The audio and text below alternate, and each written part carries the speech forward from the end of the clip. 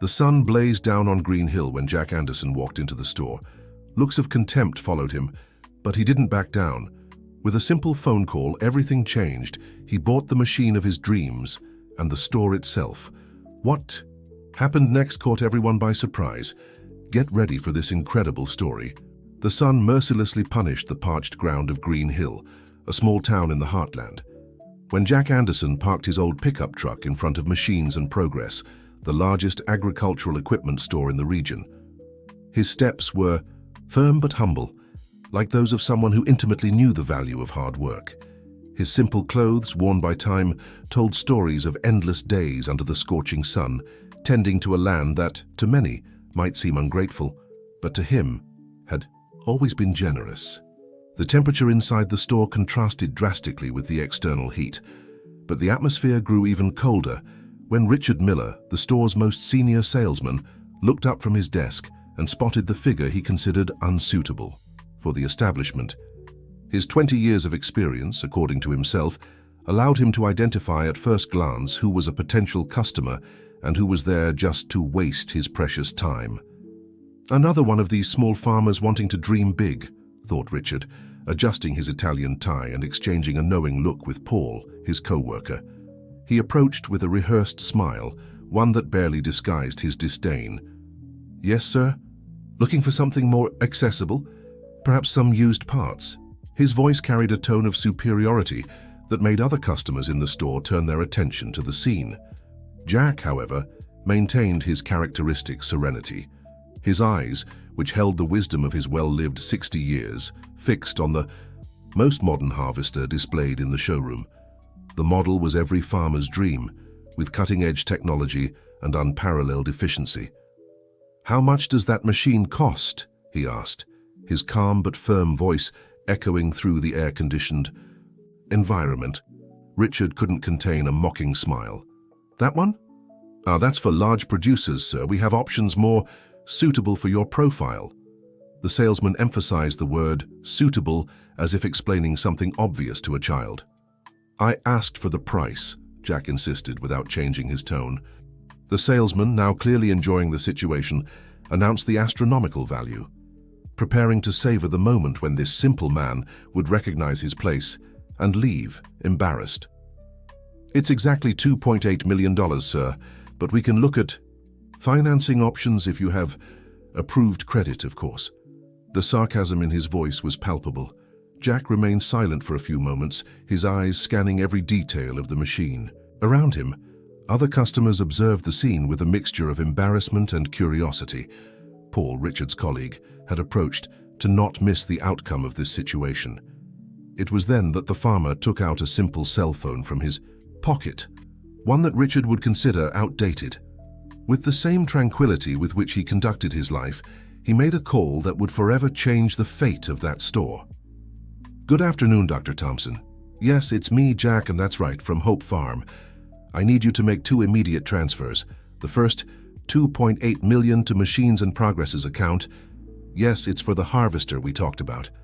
And the second, well, remember that offer they made to buy the store. I think it's time you can transfer the $15 million we agreed on." The silence that followed was deafening. Richard, who seconds before had sported a scornful smile, now had a livid face. Paul took a few steps back, as if wanting to distance himself from the situation he had helped create. The store's phone rang minutes later, and the secretary, with trembling hands, confirmed the bank transfers. The manager, who until then had been in his office, ran down the stairs, sweat dripping from his forehead not just from the heat. "Mr. Anderson, it's an honor to receive you. There's been a terrible misunderstanding.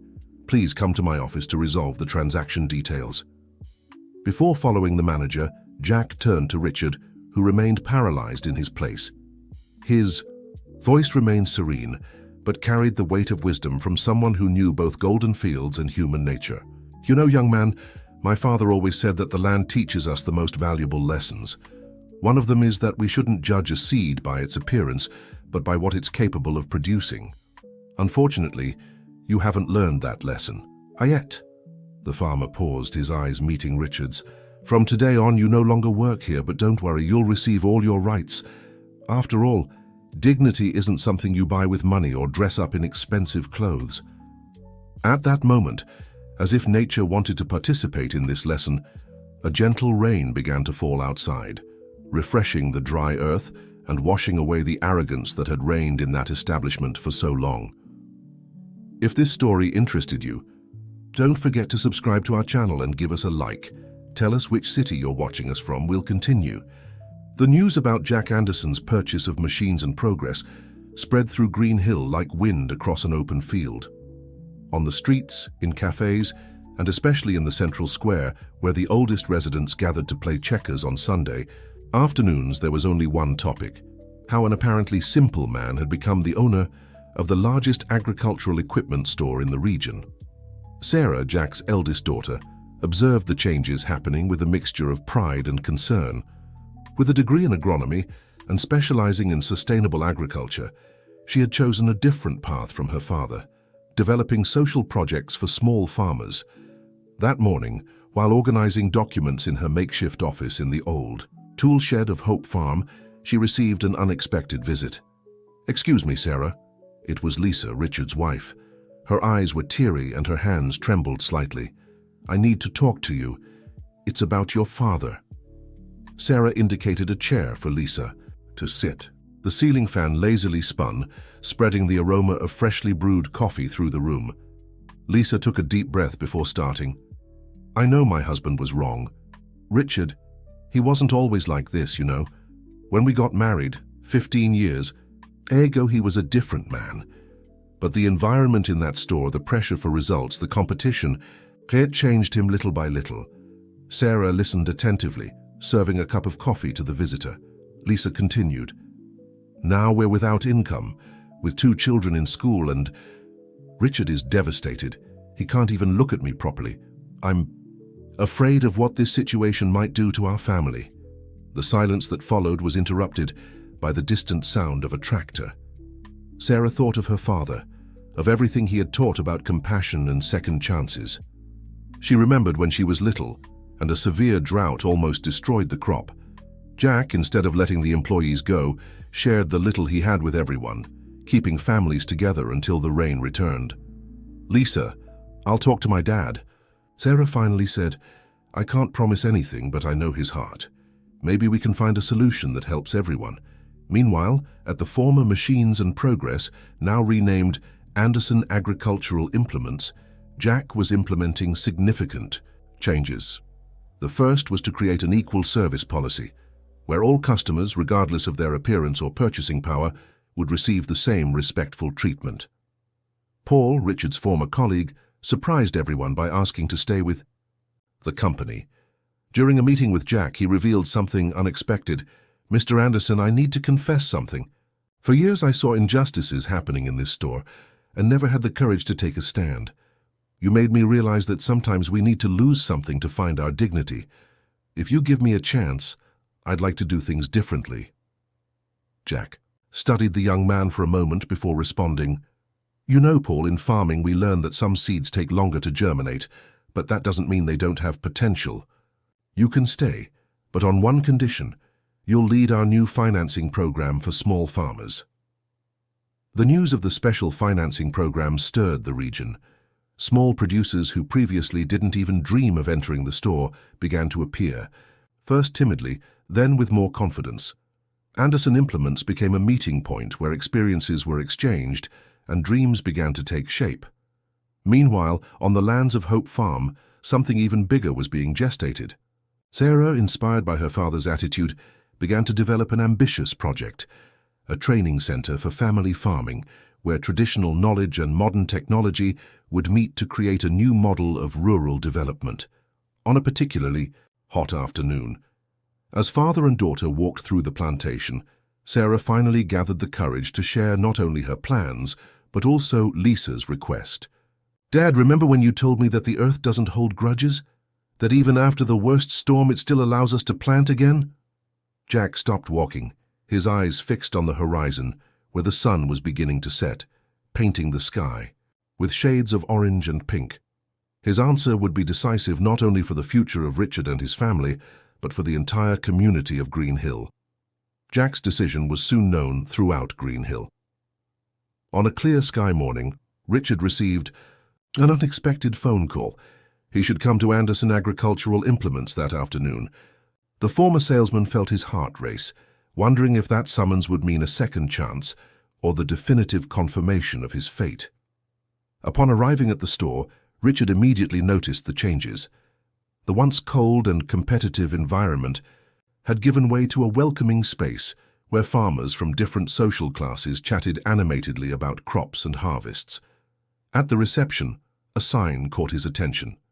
"Here, we respect the land and those who work on it."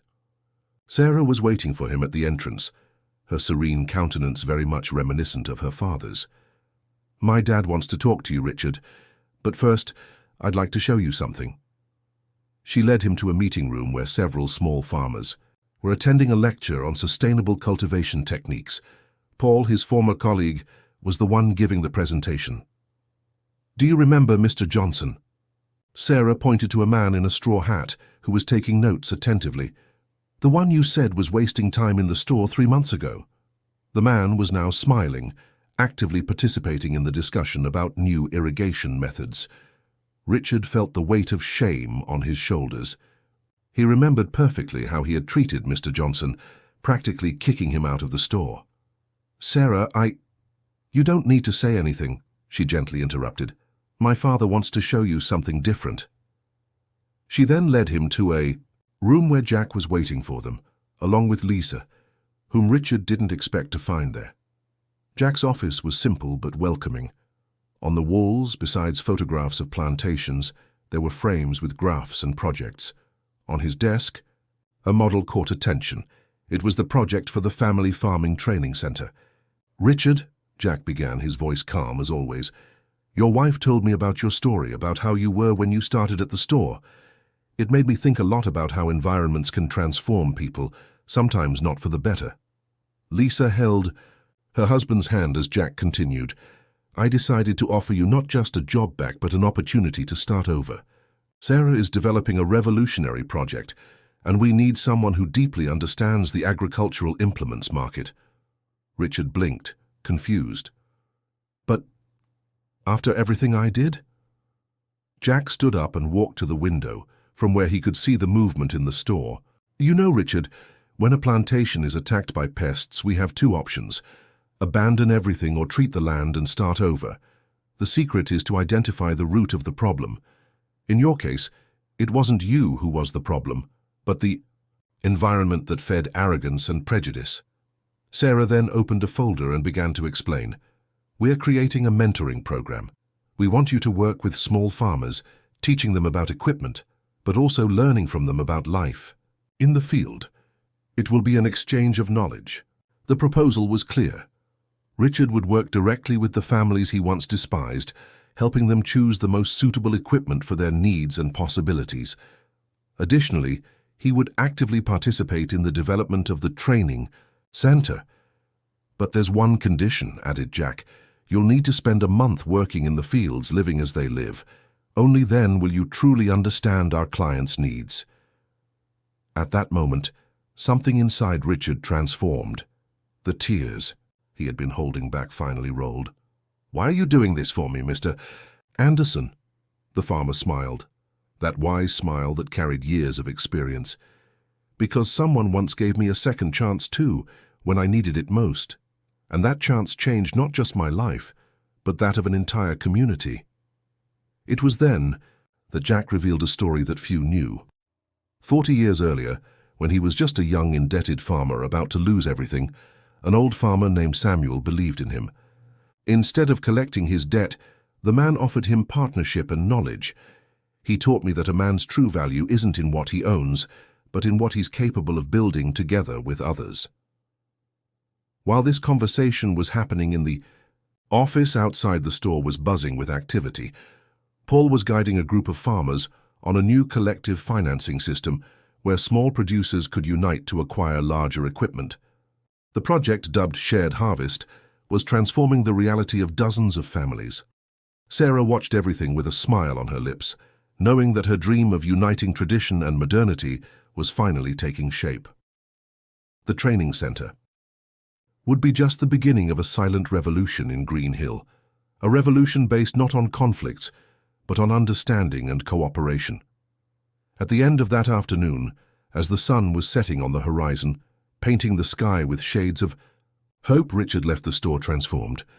In his briefcase, besides the new work contract, he carried something much more valuable, the chance to redeem himself and be part of something bigger than himself. Lisa, who was waiting for him at the exit, noticed something different in his gaze. He was no longer the arrogant salesman from before, but neither was he a defeated man. He was someone who had found a new purpose, a new way of seeing the world and his place in it. 6 months passed since Richard began his journey of transformation. The sun had not yet risen when he arrived at Mr. Johnson's property, the same farmer he had once despised in the store. His hands, once soft and protected, now showed calluses from someone who had learned the value of working the land. "Good morning, teacher," greeted Mr. Johnson with a warm smile. Richard was still surprised when they called him that. After his month working directly in the fields, he had become a kind of bridge between the worlds of farming and technology, helping farmers find the perfect balance between tradition and innovation. On that special morning, Mr. Johnson's property would be the stage for the official inauguration of the Family Farming Training Center. Sarah's project had grown beyond initial expectations, becoming a model for other regions of the country. The small farm now housed modern classrooms, a specialized library, and most importantly, experimental cultivation areas where theory and practice met. Jack observed the final preparations with his heart overflowing with pride. Anderson Implements had transformed into the heart of a silent revolution that was changing the lives of hundreds of families. The Shared Harvest program had already benefited more than 50 groups of small farmers, who now had access to modern equipment through the sharing system. Sarah, beside her father, was adjusting the final details of her presentation when she noticed an unusual movement at the property gate. A group of journalists and agribusiness entrepreneurs was arriving for the event. Among them was Charles Miller, the largest rural producer in the region, and Jack's old rival. "I never thought I'd live to see this," said Charles, approaching. Jack, with a mixture of admiration and humility in his voice, "You managed to do what I always thought was impossible: unite progress and humanity." The inauguration ceremony began promptly at 9 o'clock. The space was packed. Family farmers, entrepreneurs, authorities, and most importantly, the students of the training center's first class. Among them, to many people's surprise, was Lisa, Richard's wife, who had decided to fulfill her childhood dream of working with organic agriculture. Sarah took the improvised stage and began her speech. "A year ago, when my father bought the old machines and progress, many thought it was just another commercial transaction. But that moment represented much more. It was the beginning of a new way of thinking about rural development." Sarah's words echoed through the environment as slides showed the results already achieved: a 40% increase in productivity of participating properties, significant reduction in pesticide use, and most impressively, a zero default rate on shared financing.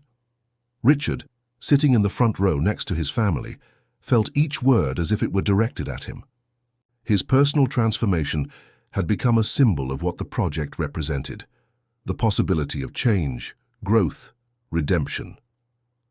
The most emotional moment of the ceremony came when Jack announced the creation of the Samuel Fund for Small Farmer Support, in honor of the man who had changed his life decades ago. The fund, he explained, would be collectively managed by the farmers themselves, with technical support from the center's team. "True wealth," said Jack, his voice choked with emotion, "is not in what we possess, but in what we share.